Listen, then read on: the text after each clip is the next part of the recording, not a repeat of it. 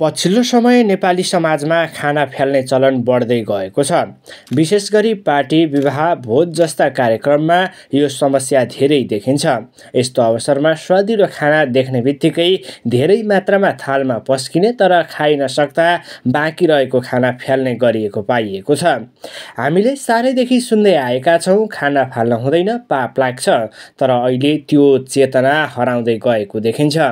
एउटा किसानले अन्न उत्पादन गर्न कति मेहनत गर्नुपर्छ त्यो हामीले सजिलै बिर्सिरहेका छौँ।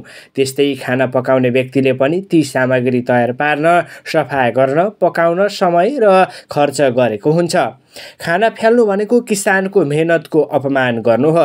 त्यसै गरी पकाउने व्यक्तिको पसिनाको पनि अपमान गर्नु हो। खानको लागि हामीलाई प्रेमपूर्वक निमन्त्रणा गर्ने व्यक्तिको सम्मानमा पनि ठेस पुर्याउनु हो।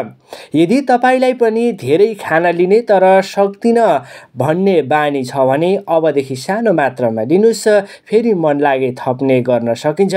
यसरी ख्यालपूर्वक खाना खाँदा हामी अरूको श्रमको सम्मान गर्न सक्छौँ र अनावश्यक फोहोर पनि कम हुने गर्दछ।